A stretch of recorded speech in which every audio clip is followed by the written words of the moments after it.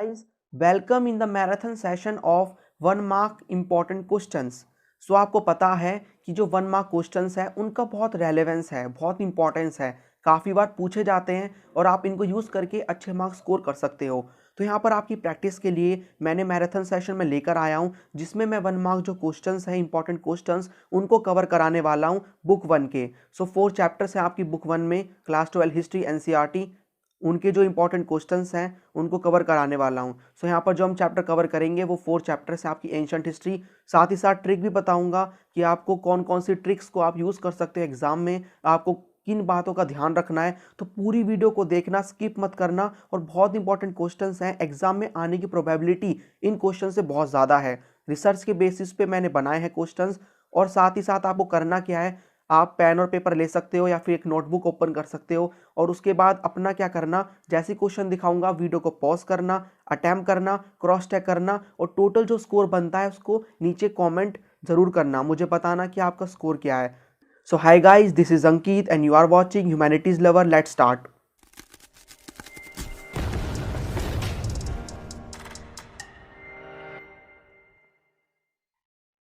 सो start करते हैं, move on to the first question. पहला क्वेश्चन यहाँ पर है, which of this is the feature of Harappan civilisation. इनमें से कौन सा फीचर है हड़प्पन सिविलाइजेशन का।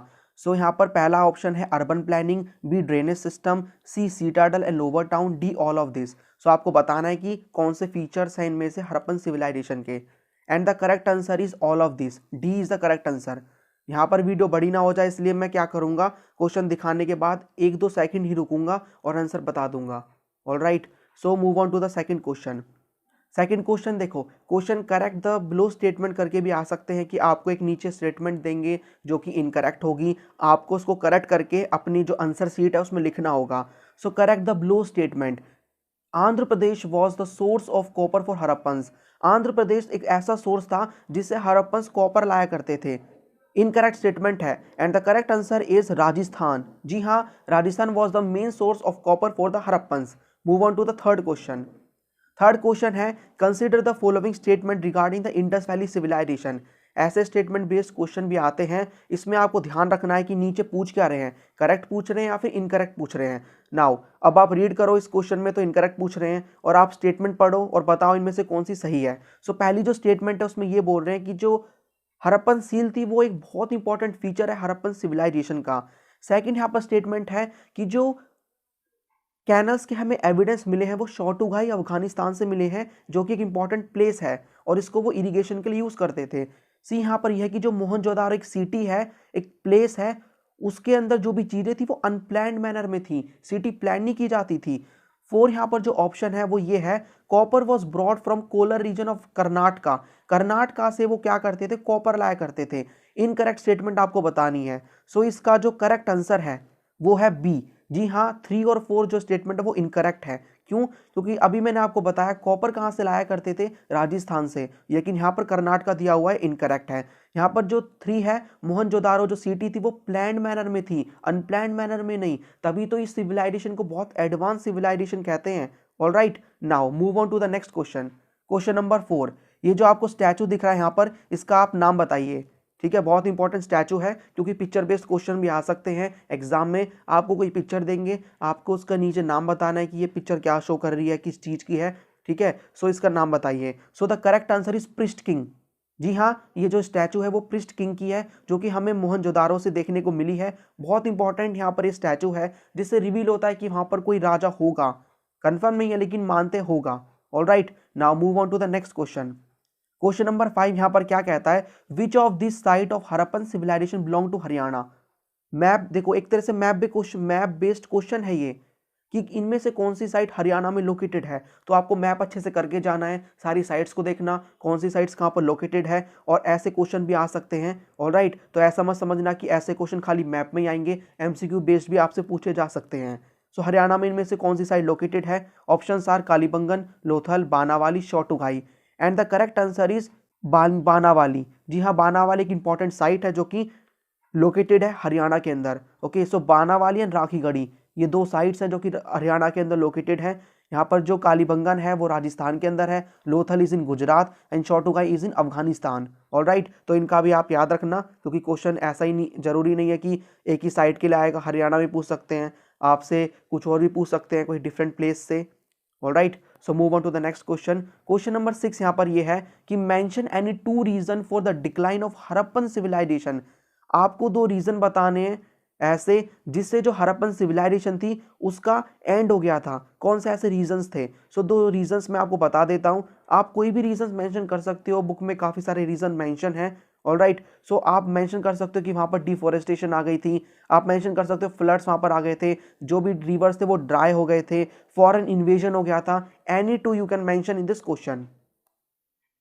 Now next question is which of this is the other name of Harappan civilization? This is a very important question. इनमें से कौन सा अदर नेम है इंडस वैली सिविलाइजेशन का? सॉरी, मैंने तो यहाँ पर आंसर ही बता दिया, नो प्रॉब्लम। ओके, सो हड़प्पन सिविलाइजेशन वैसे हर किसी को पता होगा, ठीक है, इसके बारे में। सो हड़प्पन सिविलाइजेशन को ही इंडस वैली सिविलाइजेशन कहते हैं। कोई बात नहीं, इसका मैंने आंसर बता दिया, आपको पता ही होगा वैसे भी। Alright, next question. Question number 8 यहाँ पर क्या कहता है? क्वेश्चन नंबर 8 कहता है which group of scholars among the following reconstructed the dietary. यहाँ पर एक कॉन्टिन्यू है, यहाँ पर शायद मिस्टेक हो गई टाइपिंग में। Dietary practices of Harappa from the remains of charred grains and seed found. यानी इनमें से ऐसे कौन से आर्कियोलॉजिस्ट का टाइप है, कौन सा ग्रुप है स्कॉलर्स का, हिस्टोरियंस का, जिन्होंने बताया कि रिकंस्ट्रक्ट किया, यानी बताया है कि वहाँ पर जो हड़प्पन लोग थे हमें चैरेड ग्रेन्स मिले हैं, जिससे पता चलता है कि वो एग्रीकल्चर किया करते थे। ठीक है, तो उन्होंने बताया, तो इनमें से कौन सा ग्रुप है? आर्कियोजूलॉजिस्ट कहते हैं उन आर्कियोलॉजिस्ट को, या आर्कियो इथनोग्राफिस्ट कहते हैं, जियो आर्कियोलॉजिस्ट कहते हैं, या फिर आर्कियो बोटेनिस्ट कहते हैं? And the correct answer to this question is archaeobotanist. जी हाँ, आर्कियो बोटेनिस्ट ऐसा ग्रुप है स्कॉलर्स का जो क्या करते हैं, जो भी डाइटरी प्रैक्टिसेस है, यानी कि जो भी एग्रीकल्चर से रिलेटेड चीज़ें हैं, क्या खाते थे पुराने लोग, उनको चेक करते हैं। जिसमें वो चेक करते हैं कि वो चैरेड ग्रेन्स उनको मिलते हैं, उनको वो चेक करते हैं कि कैसे वो एग्रीकल्चर करते थे, क्या खाते थे। आर्कियो जो जूलॉजिस्ट है वो चेक करते हैं एनिमल्स के बारे में, एनिमल्स की जो भी बॉन्स वगैरह हैं उनको स्टडी करते हैं, और इससे पता लगाते हैं कि डोमेस्टिकेशन किया जाता था। इथनोग्राफिस्ट एक तरह से कल्चर को स्टडी करते हैं, आपकी बुक में इतना है नहीं। और जियोलॉजिस्ट, जियो आपको पता ही होगा, जियोग्राफी से रिलेटेड है, आपकी बुक में 2 ही मेंशन है, archaeozoologist animals, archaeobotanist plants remains. All right, next question number 9 की तरफ जाते हैं। क्वेश्चन नंबर 9 कहता है why is the Harappan script called enigmatic. Harappan जो स्क्रिप्ट है उसको एनिग्मेटिक क्यों कहा जाता है? एनिग्मेटिक का मीनिंग होता है अजीब सी। सो जो स्क्रिप्ट हमें मिली है उसको अजीब सी कहते हैं आर्कियोलॉजिस्ट। क्या रीजन है इसके पीछे? सो ए पॉइंट है, it resembles the glyphic script of Egypt.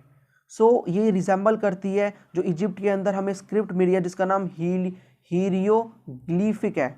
Okay, इसकी करेक्ट प्रोनाउंसिएशन आप देखो, हीरियोग्लिफिक। बी यहाँ पर है, it had too many symbols between 600 and 1000 in number. यानी इसके अंदर हमें 600 से लेके 1000 तक नंबर में मतलब सिंबल्स मिले हैं। It was written from left to right, it's writing remains undeciphered to till date. यानी कि अभी तक हमें यहाँ पर ये लेफ्ट टू राइट जो है लिखी जाती थी, लेफ्ट से लेके राइट तक लिखी जाती थी, और ये अभी तक अनडेसिफर्ड है। सो इसका करेक्ट आंसर क्या है? करेक्ट आंसर है डी ऑप्शन। क्यों? देखो, फर्स्ट ऑफ ऑल इसका इजिप्ट से कोई लेना देना है ही नहीं, यहाँ पर इतने सिंबल मिले ही नहीं है। यहाँ पर हमें 400 तक कोई सिंबल मिले हैं, ठीक है, इससे ज़्यादा मिले ही नहीं है। यहाँ पर तो 600 तक पहुँच गई है। और यहाँ पर लेफ्ट से राइट नहीं बल्कि राइट से लेफ्ट लिखी जाती थी, ये भी एक रीज़न है, लेकिन यहाँ पर उल्टा दे रखा है।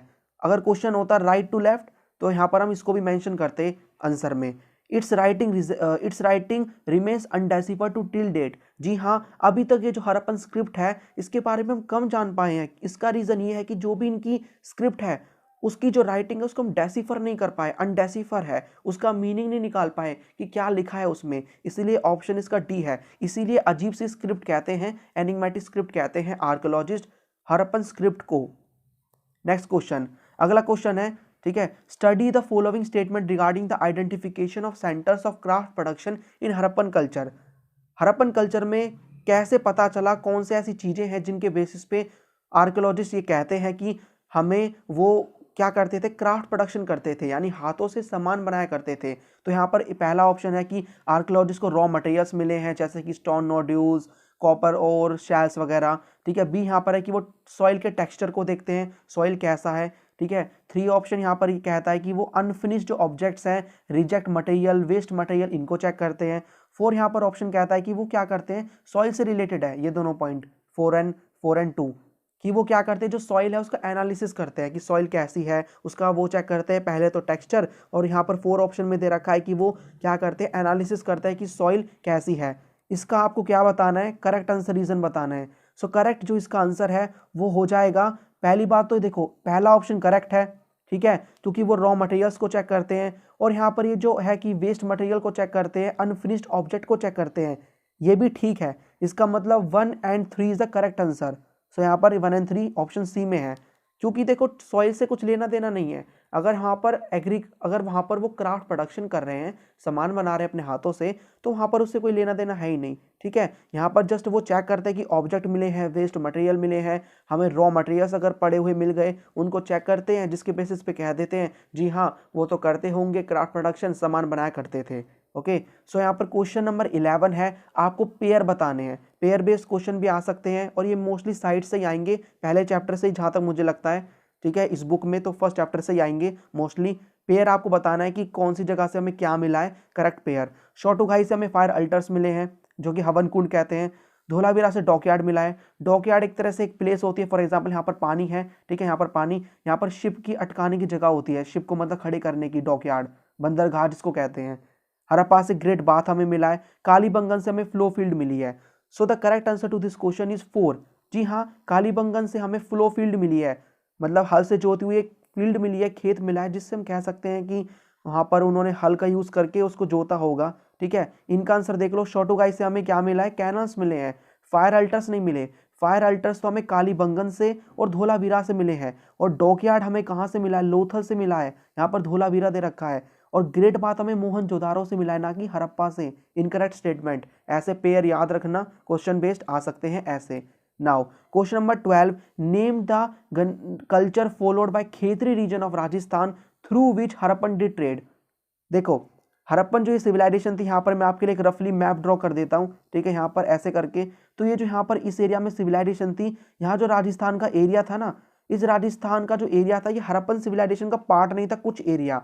यहाँ पर एक कल्चर था, जिस कल्चर के साथ मतलब जिन उस कल्चर को फॉलो करने वाले जो लोग थे, उनके साथ हड़प्पन्स जो लोग थे वो ट्रेड करते थे। तो जो रीजन है वो खेतरी रीजन है, ठीक है, राजस्थान का। तो वो कौन सा कल्चर फॉलो करते थे, आपको वो बताना है। तो कल्चर का नाम है गणेशपुर जोधपुर कल्चर, ठीक है, गणेश्वर जोधपुर कल्चर, ठीक है। गणेश्वर जोधपुर कल्चर वो एक तरह का कल्चर था जिसको फॉलो करते थे, ठीक है, राजस्थान के लोग, खेतरी रीजन ऑफ राजस्थान, जिससे हड़प्पन्स क्या करते थे, ट्रेड करते थे। और ट्रेड किसका करते थे, कॉपर का। मैं काफ़ी बार बता चुका हूँ, यानी कि कॉपर का रेलेवेंस और इंपॉर्टेंस बहुत ज़्यादा है, आपके लिए क्वेश्चन आ सकता है एग्जाम में, इसलिए याद रखना। कॉपर लाते थे राजस्थान से, जिस जगह से लाते थे वहाँ पर एक लोग थे जो एक कल्चर को फॉलो करते थे, और वो जगह है खेतरी रीजन ऑफ राजस्थान, और जो कल्चर फॉलो करते थे उस कल्चर का नाम है Ganeshpur Jodhpur culture. Alright, now next question की तरफ मुड़ते हैं, और यहाँ पर ये लास्ट क्वेश्चन आई थिंक इस चैप्टर से। Which tool was use for grinding the food in Harappan society. जिसने बॉक्सेस को पढ़ाया वहां से मैं क्वेश्चन लेकर आया हूं। एक ऐसा टूल था जिसको वो यूज करते थे फूड को पीसने के लिए। सो उस टूल का नाम बताना है। उस टूल का नाम है सैडल कर्न, SADDLE, सैडल कर्न, QUERN। एक तरह से सिलौटी बट्टा आपने सुना होगा, आपके घर में भी पहले यूज करते थे लोग। ओके, ऐसे करके कोई ऑब्जेक्ट होता है और इसके ऊपर एक छोटा सा पत्थर का टुकड़ा, जिससे पीसते हैं, चटनी वगैरह भी बनाते हैं आज के समय गांव में अभी भी, ठीक है। इसको सिलौटी बट्टा भी ऐसे कुछ कहते हैं। इसको यूज करते थे, इसका एविडेंस मिला है, जिससे पता लगता है कि वो फूड को पीसा करते थे। कोई भी फूड है वो लाए हैं, उसको पीसा करते थे। Okay, so this was the tool used in Harappan society for grinding the food. Alright, move to the next question. Which part of city shows example of residential building. यहाँ पर आपको पता होगा दो सिटी जो थी वो दो पार्ट में डिवाइडेड थी। एक तो प्लेटफॉर्म, ऊंचे प्लेटफॉर्म में बिल्डिंग बनती थी, ठीक है। एक थी छोटी छोटी बिल्डिंग्स, यहाँ पर ये थी रिच पीपल के लिए, ये थी जो नॉर्मल पीपल है उनके लिए। तो आपको बताना है सिटी का कौन सा ऐसा पार्ट जो कि रेजिडेंशियल बिल्डिंग यानी कि नॉर्मल पीपल के जो बिल्डिंग है, रहने की जगह है, उनको शो करता है। करेक्ट आंसर है इसका लोअर टाउन। जी हाँ, दो पार्ट्स में डिवाइडेड थी। सीटाडेल इसको कहते थे, इसको लोअर टाउन कहते थे। क्या कहते थे? Lower town. So this was called the lower town which provide the evidence of residential building. ठीक है। Question number 15, mention any two structure which shows the religious beliefs of Harappan society. ऐसे दो structure बता दो, कोई सा भी बता दो आप स्ट्रक्चर जिससे कहीं ना कहीं जिसका लिंक है रिलीजियस बिलीफ से ऑफ हड़प्पन पीपल, मतलब रिलीजन से रिलेटेड है, उनका कोई धार्मिक चीज़ों से रिलेटेड है। तो यहाँ पर बहुत इंपॉर्टेंट आप मेंशन कर सकते हो। ठीक है, किसका? ग्रेट बाथ का। ग्रेट बाथ का मेंशन कर सकते हो। यहाँ पर मदर, यहाँ पर प्रोटो शिवा का मेंशन कर सकते हो, जो कि लगता है कि एक तरह से उनके शिवा थे, गॉड थे। उनको बहुत सारे लिंगा मिले हैं, लिंग शिवलिंग, उनका मेंशन कर सकते हो। तो काफ़ी सारी चीज़ें हैं जिनका आप मेंशन कर सकते हो। यहाँ पर दो पूछा है तो आप दो, यहाँ पर मदर गॉडेस मिली है, उनका मेंशन कर दो। ठीक है, तो कुछ भी आप मेंशन कर सकते हो। क्वेश्चन नंबर 16 यहाँ पर है, सेकंड चैप्टर स्टार्ट हो गया। Who deciphered Brahmi and Kharosthi script. दो स्क्रिप्ट थी, किसने इनको डेसिफर किया, मतलब इनका पता लगाया कि ये एक दो तरह मतलब स्क्रिप्ट थी, इनमें क्या लिखा है। वो थे James Prinsep, Cunningham, wheeler, John Marshall. सारे नाम आपकी बुक में है, मैंने जानबूझ के सारे नाम उठाए हैं सो दैट कंफ्यूज हो जाओ आप, लेकिन हर किसी को पता होगा मोस्टली ये क्वेश्चन का answer. Answer of the question is James Prinsep. जी हाँ, जेम्स प्रिंसेप जो कि एक मेंबर थे, एम्प्लॉय थे in the east India company. इन्होंने क्या किया, दो स्क्रिप्ट थी ब्राह्मी और खारोस्ती, उनको डेसिफर किया, उनका मीनिंग निकाला, और उसी के बाद से हमें पता चला कि इंडिया में तो एक बहुत इंपॉर्टेंट रूलर भी था जिसका नाम है अशोका। ठीक है। क्वेश्चन नंबर 17, हु अपॉइंटेड धम्म मोहम्मद ताज। ठीक है, टोटल 50 क्वेश्चंस हैं। हु अपॉइंटेड धम्म मोहम्मद ताज, तो इनमें से कौन सा रूलर था जिसने क्या किया, धम्म मोहम्मद ताज को अपॉइंट किया, सो दैट वो जो धम्म की पॉलिसी है उसको फैला सके। बिंबिसार, बी समुद्रगुप्त, सी यहाँ पर सी आएगा sorry, Ashoka, and D Pandya. Now the correct answer is obviously Ashoka. Ashoka ने क्या किया, कलिंगा के वॉर के बाद उसे उनको लगा कि धम्म की पॉलिसी अपनानी चाहिए जिसमें हम कोई वॉर नहीं करेंगे, कुछ भी नहीं करेंगे ऐसा उल्टा सीधा, और उसके लिए उन्होंने अपॉइंट किया धम्म मोहम्मद ताज को। कुछ ऑफिसर्स थे जो कि डिफरेंट डिफरेंट एरिया में गए इंडिया के पार्ट्स में, और इन्होंने धम्म की जो पॉलिसी थी उनको फैलाया। Ashoka was the ruler. How many Mahajanapada were there. बहुत सिंपल क्वेश्चन है। ठीक है, और ये क्वेश्चन आ भी सकता है क्योंकि बहुत इंपॉर्टेंट है। कितने महाजनपद टोटल थे उस समय? यहाँ पर मैं बात कर रहा हूँ 600 BCE के आसपास की। ऑलराइट, आपकी बुक में डेट भी है। महाजनपद क्या होते हैं, फर्स्ट ऑफ ऑल ये समझ लो। महाजनपद को एक तरह से स्टेट और किंगडम होते हैं बड़े बड़े। तो बुद्धिस्ट और जो जैन टेक्स्ट है उन्होंने मेंशन किया है कि टोटल 16 महाजनपद से, टोटल 16 महाजनपद से, जिनमें से मगध बहुत ज़्यादा पावरफुल था, उस पर बहुत इंपॉर्टेंट डायनेस्टी ने रूल किया था बाद में चल के, that was the Mauryan dynasty. Question number 19, Sangam is a literature of dash language. ये एक तरह से फिल इन द ब्लैंक हो गया। संगम जो एक लिटरेचर है ये किस लैंग्वेज में लिखा गया है? सो फर्स्ट ऑफ ऑल संगम एक तरह से क्या है, जो साउथ के जो वे किंगडम्स है ना, साउथ के जो भी पीपल हैं, जो भी एक तरह से ऋषि मुनि है, उन्होंने क्या किया, उन्होंने एक संघ बनाया था। ठीक है, संघ, वहाँ पर बैठ के उन्होंने काफ़ी सारी बुक्स वगैरह लिखी जिसमें हमें पता चलता है जो साउथ की डायनेस्टीज थी उनके बारे में, उनकी सोशल लाइफ, इकोनॉमिक लाइफ के बारे में, चोला, चेरा, पंड्या, इन सब के बारे में जो कि साउथ में रूल कर रही थी, उन सब की जानकारी मिलती है। तो संगम एक लिटरेचर है, काफ़ी सारी बुक्स इसके अंदर इंक्लूड है। ये किस लैंग्वेज में लिखा गया है? And the correct answer is Tamil. ठीक है, तमिल जो लैंग्वेज है उसमें लिखा गया है। Next question, question number 20, consider the following statement about the Mauryan empire. ना मौर्यन एम्पायर से रिलेटेड आप स्टेटमेंट्स को देखो और करेक्ट आंसर बताना है। पहली स्टेटमेंट है there were 5 major political centres in the empire. ठीक है, सेकंड यहाँ पर है Megasthenes wrote about the Mauryan empire in his book Indica. See यहाँ पर ऑप्शन है Ashoka founded the Mauryan empire in 321 BC। 4 Ashoka use his resource to propagate the Buddhism. ठीक है, तो यहाँ पर आपको बताना है कि कौन सी स्टेटमेंट करेक्ट है। सो फर्स्ट ऑफ ऑल आप एक चीज को यहाँ पर अगर आप गौर से पढ़ोगे क्वेश्चन को तो आपको पता चलेगा। यहाँ पर देखो 3 ऑप्शन को देखो, अशोका ने क्या फाउंड किया था मौर्यन एम्पायर को? बताओ, नहीं किया था ना। Chandragupta Maurya with the help of Kautilya founded the Mauryan empire. Ashoka ने नहीं किया था, इसीलिए जो 3 स्टेटमेंट जहां भी 3 आ रहा है उसको इनकरेक्ट मान लो। यहाँ भी आ रहा है, यहाँ भी आ रहा है, यहाँ भी आ रहा है। जिसको और स्टेटमेंट से कोई लेना देना है ही नहीं, जिसको नहीं पता वो क्या कह रही है, मेगास्थनीज कौन था, इंडिका क्या है, पॉलिटिकल सेंटर्स कौन से थे, वो भी इस आंसर को सही कर देगा। सो ऐसे ट्रिक आप यूज कर सकते हो, इसको trick of elimination the topics, I mean वो कहते हैं जो भी होते हैं आपके पॉइंट्स। ठीक है, सो यहाँ पर इसका जो करेक्ट आंसर है वो है 1, 2, 4। ठीक है, तो स्टेटमेंट देख लो, 5 मेन पॉलिटिकल सेंटर्स थे, उज्जैन, तक्षशिला, स्वर्णागिरी, ठीक है, पाटलिपुत्रा, ये सारी चीज़ें थी। मेगास्थनीज, जी हाँ, मेगास्थनीज एक एम्बेसडर था जो कि चंद्रगुप्त जो मौर्य थे उनकी कोर्ट में बैठा करता था। इन्होंने एक बुक लिखी है इंडिका, इससे हमें इंफॉर्मेशन मिलती है अबाउट मौर्यन एम्पायर। और अशोका ने क्या किया, अपने रिसोर्सिस को यूज़ किया धम्म, एक तरह से जो बुद्धिज़्म है उसको फैलाने के लिए, ठीक है। बाद में अशोका ने बुद्धिज़्म को अडॉप्ट भी किया था। Next question, question number 21 is Harisen was the court poet of. Harisen जिसने प्रज्ञा प्रशस्ति, जो कि इलाहाबाद पिलर इंस्क्रिप्शन है, ठीक है, उसके बारे में किस किंग के बारे में, ये भी आई थिंक क्वेश्चन है आगे चल के। तो आपको बताना है कि हरिसेन जिसने एक बहुत इंपॉर्टेंट प्रशस्ति तैयार करी है, इंस्क्रिप्शन तैयार करी है, जिसका नाम है प्रज्ञा प्रशस्ति और द इलाहाबाद पिलर इंस्क्रिप्शन। ये जो हरिसेन थे ये किसकी कोर्ट में एज अ पोएट थे, कौन से रूलर के में?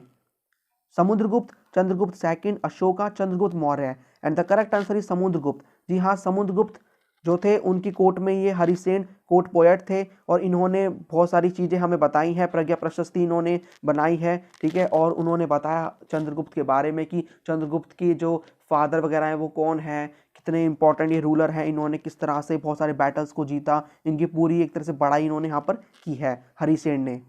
Remember the name. Question number 22 is correct the below statement. फिर से एक स्टेटमेंट करेक्ट करने के ऊपर क्वेश्चन आया है। Kuru was the most powerful mahajanapada from 6 to 4th century BCE। कुरु एक बहुत इंपॉर्टेंट महाजनपद था from 6 to 4th century BCE। Incorrect statement है simple, Magadha. Magadha was the one of the 16 mahajanapada, जो कि बहुत इंपॉर्टेंट था। और आपकी बुक में रीजंस भी हैं, काफ़ी सारे रीजंस थे, रिसोर्सेज थे, रूलर्स थे, जैसे कि अजातशत्रु, बिंबिसार, कितने इंपॉर्टेंट रूलर्स यहाँ पर हैं, ठीक है। आयरन माइंस है यहाँ पर, जिनसे एक तरह से यहाँ पर रिवर्स बहुत सारी हैं, कम्युनिकेशन के लिए बहुत अच्छी चीज़ें मिल जाती हैं। सो ये सारी चीज़ें हैं, alright. So Magadha was the most powerful mahajanapada, not Kuru. Question number 23, the mahajanapada who were oligarchies called by which name. Oligarchies का मतलब है जहां पर एक किंग रूल नहीं करेगा, ग्रुप ऑफ पीपल रूल करेंगे, ठीक है, ग्रुप ऑफ पीपल करेंगे, एक तरह से डेमोक्रेसी टाइप ऑफ सिस्टम आप समझ सकते हो। तो आपको बताना है कि ऐसे महाजनपद जिनमें मोनार्की नहीं थी, ग्रुप ऑफ पीपल रूल करते थे, यानी ओलिगार्की थे, उन महाजनपद को एक नाम से कहा जाता है, मतलब बताया जाता है कि एक नाम से उनको यूज किया जाता है, ठीक है। तो आपको वो नाम बताना है जिससे उनको बोला जाता है। सो उनको बोला जाता है, ऐसे महाजनपद जो कि ओलिगार्की होते हैं उनको बोला जाता है गण या फिर संघ, गण एंड संघ, SANGH संघ, ठीक है। या तो गण बोला जाता है या फिर संघ बोला जाता है, एक तरह से ग्रुप ऑफ पीपल, उसी से यहाँ पर आया है, ग्रुप ऑफ पीपल रूल करेंगे, not the specific king like in monarchy. Question number 24 is what was the capital of Magadha mahajanapada. यहाँ पर देखो क्वेश्चन में यहाँ पर ये भी लिख सकते हैं कि इनिशियली क्या कैपिटल थी, लेटर कैपिटल क्या हो गई, तो दोनों मैं आपको बता देता हूँ।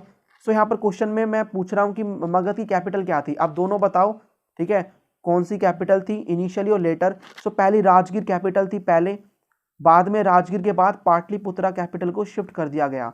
सो राजगीर पहले कैपिटल थी, पाटलिपुत्र जो कि आज का प्रेजेंट डे पटना है बिहार के अंदर, सो ये कैपिटल्स थी मगध महाजनपद की, which was the very powerful महाजनपद।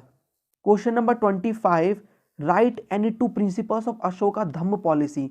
सो कलिंगा का वॉर हुआ, ठीक है, जो हार्ट था वो पिघल गया अशोका का, उन्होंने क्या किया, धम्म की पॉलिसी लेकर आए। दो पॉलिसीज बता दो आप, दो प्रिंसिपल्स बता दो अशोका की धम्म की पॉलिसी की, कि उन्होंने धम्म के थ्रू जो उनकी पॉलिसी थी उन्होंने क्या कहा, उसके थ्रू वो क्या बताना चाहते थे लोगों को।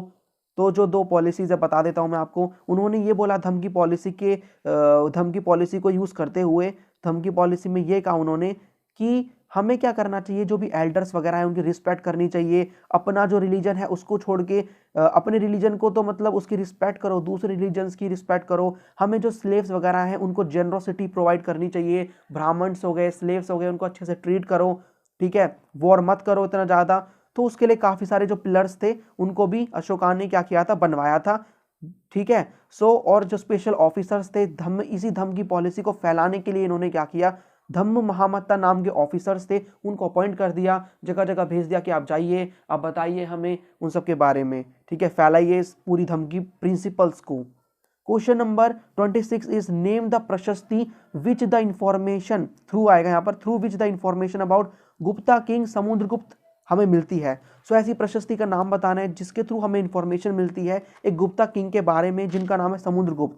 एंड मैंने आपको अभी बताया हरिसेन ने बनाई थी ये प्रशस्ति, प्रज्ञा प्रशस्ति, PRAGY, Pragya Prashasti is the correct answer. ठीक है, आप चेक कर लेना, Pragya Prashasti is the inscription. All right, जिसको इलाहाबाद पिलर इंस्क्रिप्शन भी कहते हैं, composed by Harisen, court poet of Samudragupta. Question number 27, write the full form of NBPW। ठीक है, एक काइंड का पोट्री है ये, बहुत इंपॉर्टेंट पोट्री है, ब्लैक कलर का होता है ये। ठीक है, ब्लैक, इस पे ब्लैक कलर होता है, शाइनी होता है बहुत ज़्यादा। सो इसकी फुल फॉर्म बतानी है। सो यहाँ पर आपको इसकी फुल फॉर्म बतानी है। फुल फॉर्म इसकी है नॉर्दर्न ब्लैक पॉलिश्ड वेयर। ठीक है, एक तरह का इसमें देखो ब्लैक भी आ रहा है। नॉर्दर्न क्यों कह रहे हैं, क्योंकि नॉर्थ एरिया में मिला था जब मौर्यन एम्पायर रूल कर रहा था, उस समय की बात है। ब्लैक कलर का है, पॉलिश्ड है बहुत, वेयर का मतलब पोट्री। ऑल राइट,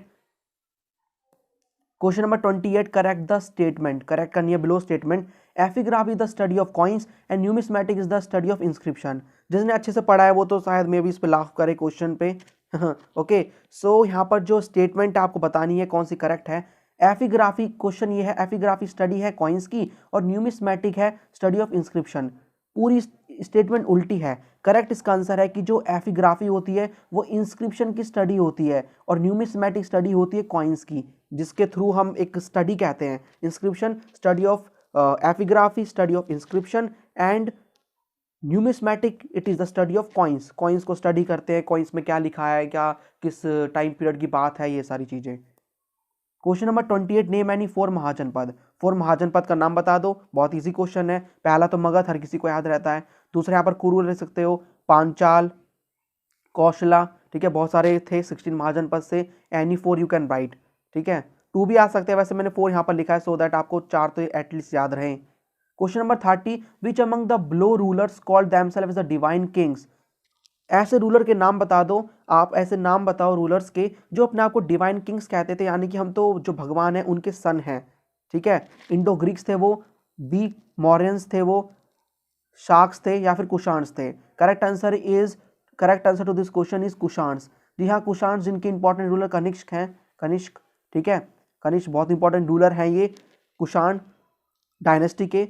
ये थे, अपने आप को कहते थे we are the divine kings, यानी कि हम जो सन ऑफ गॉड हैं। ठीक है, याद रखना इनका नाम। जी, इन्होंने कहाँ पर रूल किया था, मैं एक बार मैप में आपको बता दूं सो दैट आपको क्लैरिटी आए। This is the map of India. ठीक है, ये जो आपका ये वाला एरिया है ना, नॉर्थ वेस्ट वाला, नॉर्थ वेस्टर्न, ये यहाँ पर इस एरिया में इन्होंने क्या किया था, रूल किया था कुशाण्स ने। So next question is question number 31, what are votive inscriptions. So first of all आप समझ लो इंस्क्रिप्शंस क्या होते हैं। इंस्क्रिप्शन फॉर एग्जांपल, मैंने कोई भी एक स्टोन सरफेस है, कोई भी हार्ड सरफेस पे कुछ भी लिख दिया। ठीक है, उसको मैंने एनग्रेव कर दिया, उस पर लिख दिया कुछ भी, उसे कहते हैं इंस्क्रिप्शन। नाउ ये जो इंस्क्रिप्शंस होते हैं ये भी बहुत तरह के होते हैं। ठीक है, उनमें से एक है वोटिव इंस्क्रिप्शन। इसको मैं एग्जाम्पल के थ्रू समझाता हूँ, आपकी बुक में भी दे रखा है, लेकिन वहाँ से आप रटना मत उसको, mug up, no need to mug up from the book, आप अपनी लैंग्वेज में भी लिख सकते हो। So votive inscription for example, मैंने क्या किया, एक भी कोई टेम्पल है, उस टेम्पल को मैंने क्या किया, बहुत सारी चीज़ें डोनेट कर दी, बहुत सारा पैसा, लैंड वगैरह डोनेट कर दिया। और मैंने क्या किया, मैंने बताया वहाँ पर जाके एक जगह मैंने क्या किया, एक टेम्पल, सपोज ए टेम्पल है, इसकी वॉल पे मैंने लिख दिया कि मैंने देखो ये सब डोनेट कराया है। इसी को इंस्क्रिप्शन कहेंगे। कौन सा इंस्क्रिप्शन, वोटिव, जो कि रिलीजियस इंस्टीट्यूशंस से रिलेटेड होता है। वोटिव इंस्क्रिप्शंस इंग्लिश में ऐसे लिख सकते हो आप, votive inscriptions are those inscriptions which are made to the religious institutions. All right, question number 32 is define मैट्रिलिनी।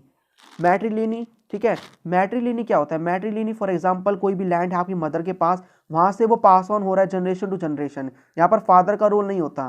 ठीक है, फादर का होगा तो उसे क्या कहेंगे, पैट्रिलिनी, पैट्रिलिनी कहेंगे उसको। ठीक है, question number 33 is according to shastra only dash could rule the country. Shastra के अकॉर्डिंग, वरना सिस्टम के अकॉर्डिंग कह सकते हो, कौन से ऐसे पीपल है कैटेगरी के, वो रूल कर सकते हैं कंट्री पे। ब्राह्मण, क्षत्रिय, वैश्य एंड शूद्रास। क्षत्रिय से करेक्ट आंसर। ब्राह्मण का काम है वेदास वगैरह को रीड करना, सेक्रीफाइसेस करवाना किंग्स के लिए, इनका वॉर लड़ना, रूल करना। वैश्यास का एग्रीकल्चर, ट्रेड, पेस्ट्रोलिज्म। और शूद्रास का इन सबको सर्व करना, अदर ब्राह्मण्स को, क्षत्रिय को, वैश्यास को। Next question is question number 34, which of this rulers followed endogamy. कौन से ऐसे रूलर थे इनमें से जो कि एंडोगैमी फॉलो करते थे, एक मैरिज का टाइप है। Satavahana, Pandavs, Mauryans, none of this. So यहाँ पर आपको बताना है करेक्ट आंसर है सातवाहंस। सातवाहंस जिन्होंने डेक्कन एरिया जो था, ठीक है, डेक्कन एरिया, ये वाला एरिया इन पे यहाँ पर रूल किया था सातवाहंस ने। ये एंडोगैमी फॉलो करते थे। एंडोगैमी एक तरह से एक टाइप ऑफ मैरिज है जिसमें यूनिट यानी कि जो कास्ट है उसी के अंदर ही मैरिज होती है, कास्ट के बाहर यहाँ पर मैरिज नहीं होती। ठीक है, सो जितनी भी टाइप ऑफ मैरिजेस हैं उनको आप पढ़ के जाना, बहुत इंपॉर्टेंट है। फॉर एग्जांपल एक्सोगैमी है, पॉलीगिनी है, पॉलीएंड्री, इन सबको पढ़ लेना, बहुत सिंपल है। Question number 35 is name the type of marriage. देखो मैरिज के ऊपर क्वेश्चन आ गया, in which a man having various wives.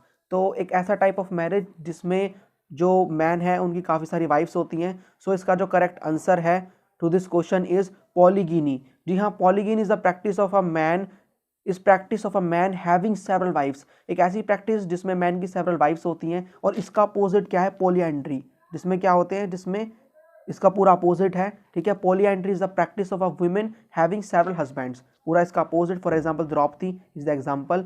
Alright, और जो मैंने आपको यूनिट वाला बताया जिसमें कास्ट के विद इन मैरिज होती है तो वो था एंडोगैमी, उसका अपोजिट है एक्सोगैमी। ठीक है, पूरा याद रखना। Question number 36, name the section of Mahabharata which include story. तो जो महाभारत है जिसने हमें बहुत इंपॉर्टेंट इन्फॉर्मेशन दी है उसके दो पार्ट्स हैं। ठीक है, एक में तो स्टोरी है और एक में बता रखा है कि सोशल लाइफ के बारे में। हमारे लिए इंपॉर्टेंट सोशल लाइफ वाला है, मतलब आर्कियोलॉजिस्ट के लिए, जिससे हमें सोशल लाइफ के बारे में पता चलता है। लेकिन क्वेश्चन में मैंने आपसे पूछा है कि ऐसा कौन सा पार्ट जो हमें मेन स्टोरी है, मतलब महाभारत में ऐसे लड़ाई हुई, मेन जो स्टोरी है उसकी वो बताता है। तो दो पार्ट हैं, एक पार्ट है नरेटिव और एक डायडेक्टिक है। डायडेक्टिक सोशल लाइफ के बारे में बताता है और जो नरेटिव है वो बताता है मेन स्टोरी के बारे में कि कौरव पांडव थे, उनमें इस चीज को लेके वॉर हुआ, ये जीते वो जीते, ऐसे करके। Question number 37 is who was the daughter of Chandragupta to who got access to the land. कौन सी डॉटर थी, मतलब कौन सी डॉटर का नाम बताना है आपको, डॉटर का नाम ऑफ द चंद्रगुप्त टू। ठीक है, जो कि गुप्ता रूलर थे जिन्होंने लैंड को एक्सेस किया, यानी कि वैसे अलाउ नहीं था कि वीमेन को लैंड मिल सकता है, लेकिन एक्सेप्शन हमें देखने को मिला है जहां पर चंद्रगुप्त टू की डॉटर जो थी उनको लैंड मिला था।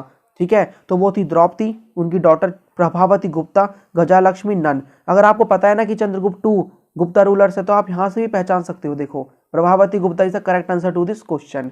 Question number 38, who issued first gold coins in India. इनमें से कौन से थे जिन्होंने क्या किया, फर्स्ट जो गोल्ड कॉइन्स थे उनको इशू किया।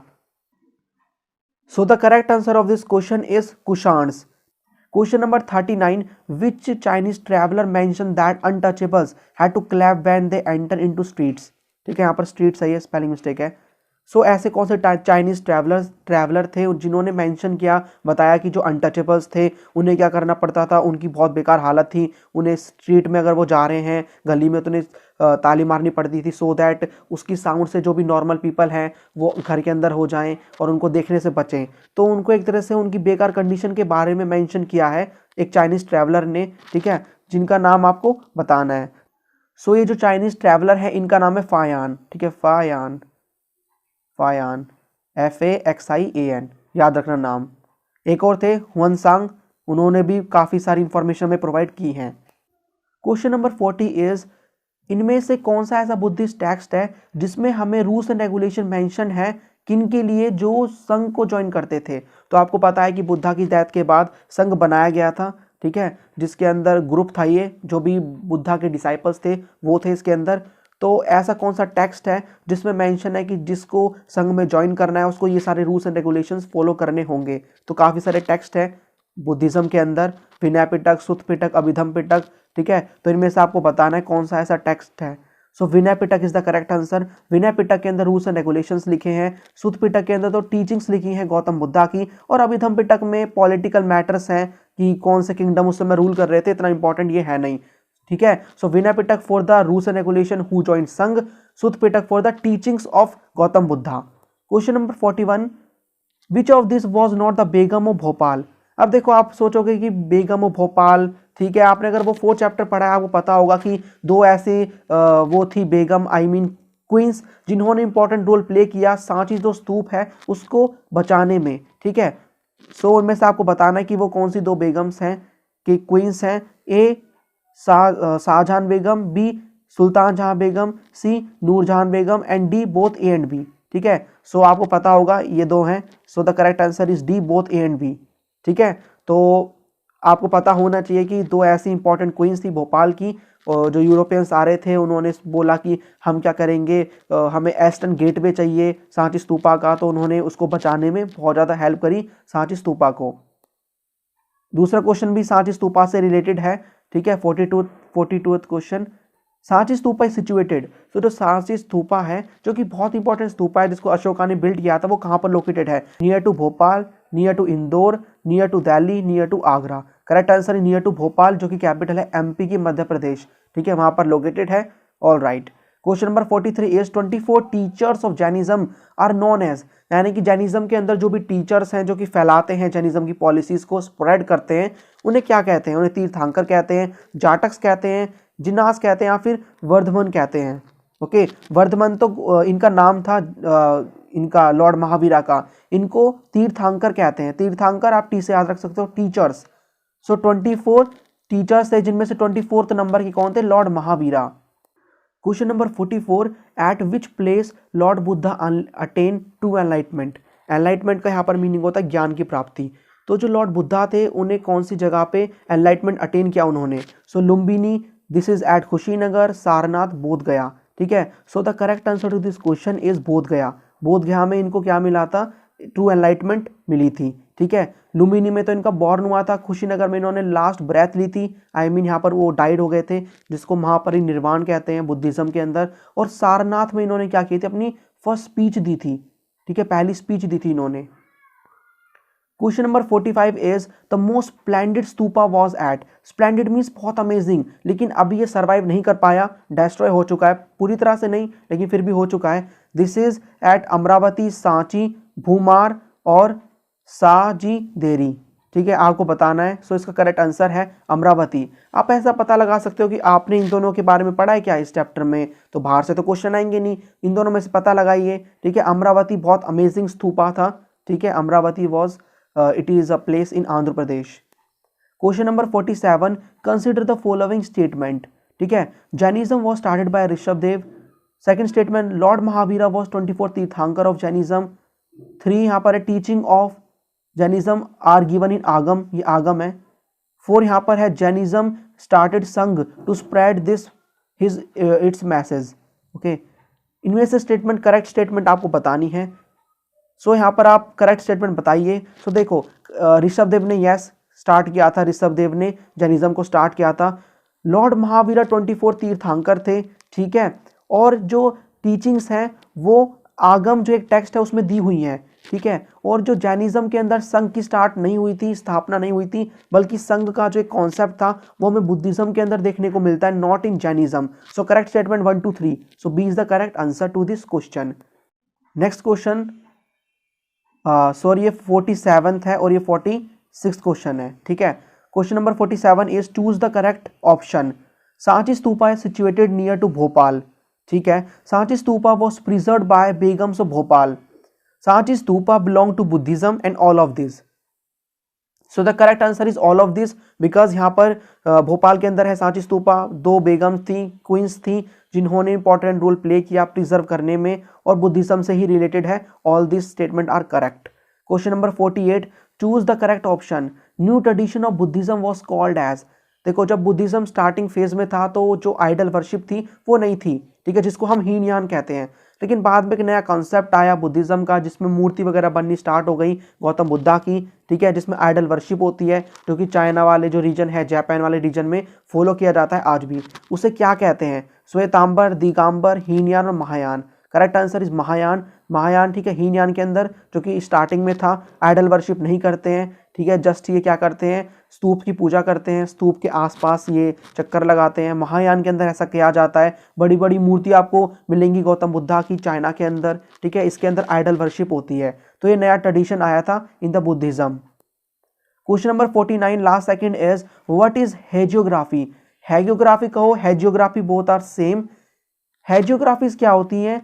बायोग्राफी होती है किनकी? रिलीजियस की। रिलीजियस जो भी संत वगैरह हैं उनकी बायोग्राफी होती है, ठीक है। कोई भी रिलीजियस संत है, फॉर एग्जांपल गौतम बुद्धा है, गुरु नानक आप कह सकते हो, कबीर कह सकते हो, ये रिलीजियस संत महात्मा वगैरह हैं, ठीक है, इनकी बायोग्राफी होगी ना, इसको हम हेजियोग्राफी कहेंगे। Last question is very simple question, in which year, देखो मैंने यहाँ पर खाली एक ही क्वेश्चन आपसे पूछा है रिलेटेड टू डेट्स।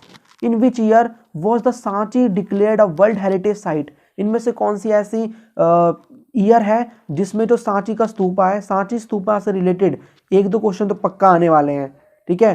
तो उसको वर्ल्ड हेरिटेज साइट डिक्लेयर किया बाय यूनेस्को। यूनेस्को एक इंटरनेशनल ऑर्गेनाइजेशन है, ठीक है, वो क्या करते हैं, वर्ल्ड हेरिटेज साइट का स्टेटस देते हैं।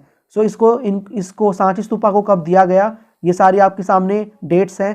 So the correct answer is 1989। 1989 के अंदर Sanchi was declared, Sanchi stupa was declared as a world heritage site. Okay, so I hope आपको जो भी क्वेश्चंस थे अच्छे लगे होंगे और आपकी काफ़ी हेल्प करेंगे एग्जाम में। अगर आपको इन सभी चैप्टर्स के जो सेपरेट क्वेश्चन चाहिए, यानी कि सेपरेट वीडियो चाहिए, हर चैप्टर पे मैंने बनाई हुई है। डिस्क्रिप्शन में आपको एक वो मिलेगा प्लेलिस्ट की लिंक MCQ करके, आप उसको ओपन करके वहाँ से भी आप सारे क्वेश्चन को देख सकते हो। ये क्वेश्चन वो क्वेश्चन अलग अलग हैं, ठीक है, आपको बहुत हेल्प मिलेगी। और साथ ही साथ एक्सप्लेनेशन जो वीडियोस हैं उसकी लिंक भी आपको, प्लेलिस्ट की लिंक डिस्क्रिप्शन में मिल जाएगी। और एक और चीज़, अगर आपको मेरी जो वीडियोस है उनकी नोटिफिकेशन नहीं मिलती तो सब्सक्राइब कर लेना चैनल को, और साथ ही साथ जो है बेल आइकॉन को ऑन कर लेना, क्योंकि मैं फ्यूचर में बहुत सारी वीडियोस लाने वाला हूं। आपकी एग्ज़ाम जो प्रिपरेशन है उसको बूस्ट करेंगी वो वीडियोस, हेल्प मिलेगी आपको, इसीलिए आपको नोटिफिकेशन मिल जाए और कोई भी वीडियो मिस ना हो, इसीलिए कर लेना subscribe and on the bell icon.